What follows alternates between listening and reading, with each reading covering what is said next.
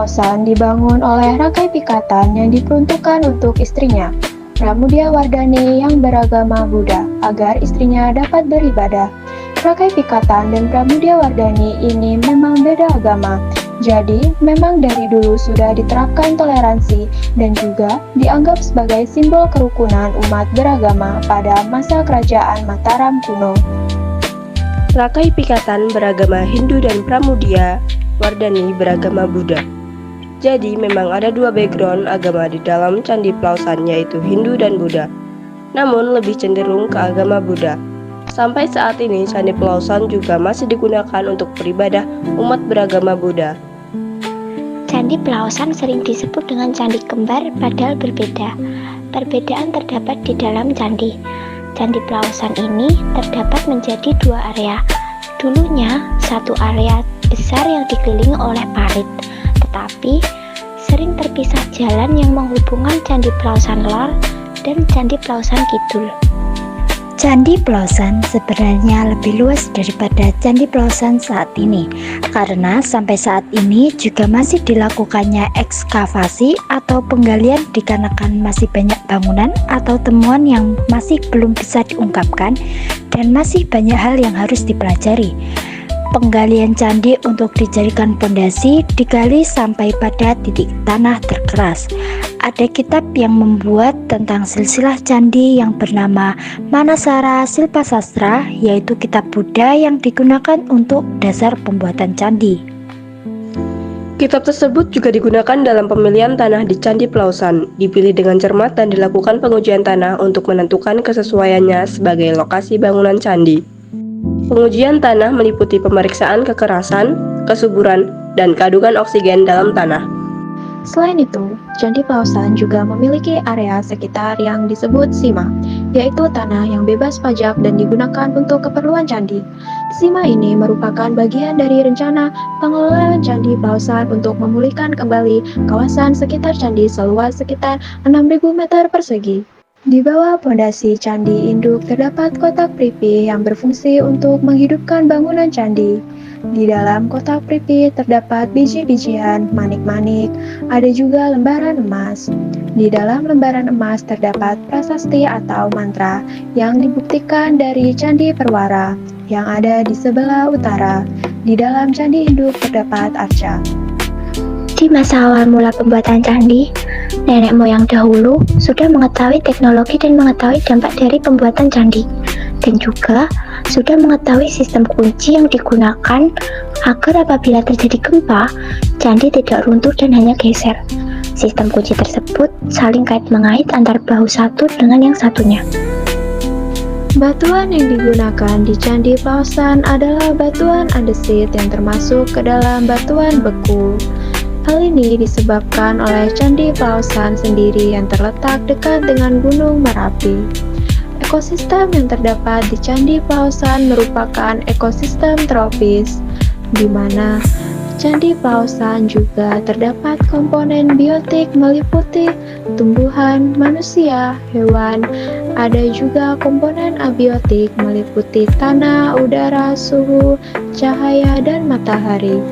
Peranan ekosistem yang ada di Candi Plausan memiliki peran penting dalam menjaga keseimbangan lingkungan, meningkatkan kualitas hidup, dan melestarikan warisan budaya.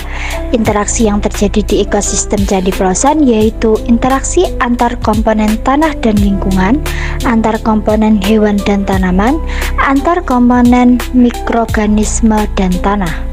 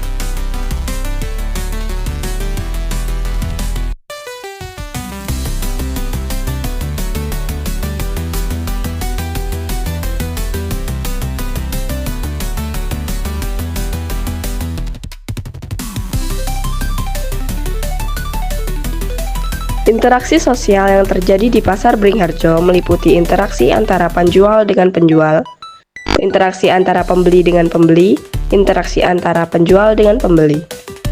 Interaksi yang terjadi antara penjual dan pembeli di Pasar Beringharjo meliputi transaksi, komunikasi, tawar-menawar, pelayanan, hubungan.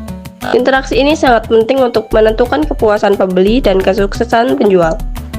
Faktor-faktor yang mempengaruhi interaksi sosial di Pasar Beringharjo yaitu komunikasi, budaya, status sosial, emosi, lingkungan, kepribadian, teknologi, norma, dan nilai.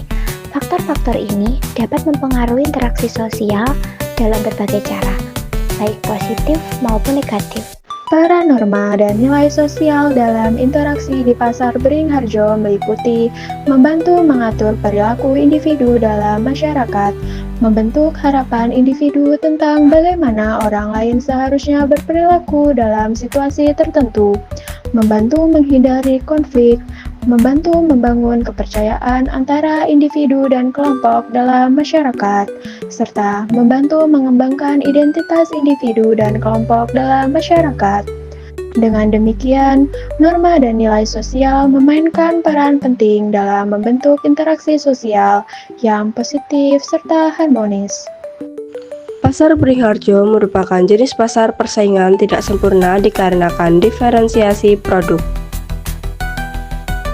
Keterlibatan penjual dan pembeli yang interaksi mereka tidak sepenuhnya anonim seringkali memiliki hubungan yang lebih personal dan dapat mempengaruhi keputusan pembelian, harga yang tidak seragam, informasi yang tidak sempurna.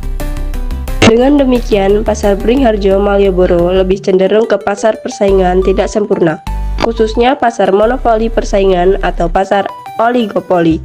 Perkenalkan, saya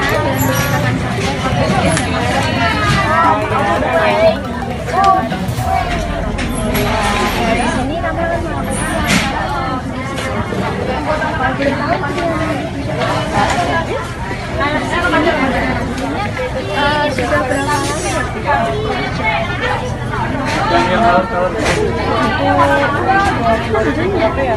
Pokoknya pertama kali jumpa Jogja, yang pertama kali Ini dulu.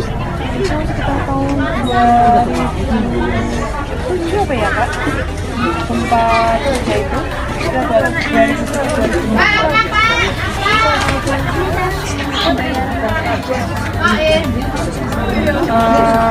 Biasanya sih tunai Dulu.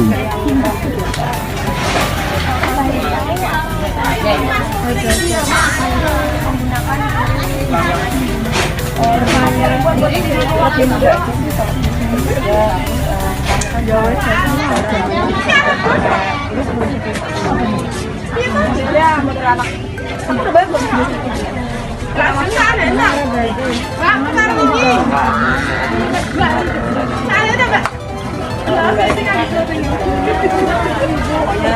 biasanya sih kita kan pembeli kita nanti tanya toh ada apa di pembelian lalu apa yang kita yang di sini ada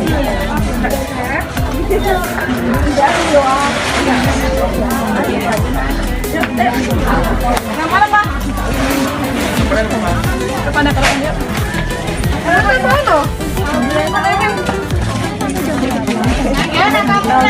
Ini nanti tetap enggak. Cuman kalau misalkan nanti sampahnya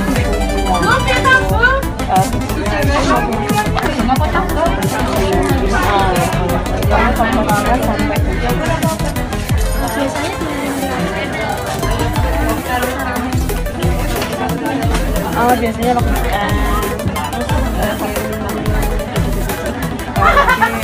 apa misalnya ada pancaru apa ada lagi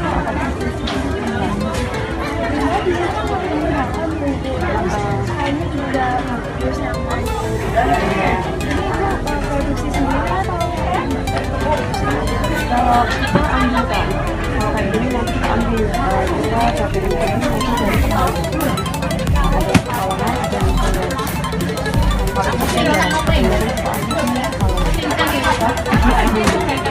kalau Ya.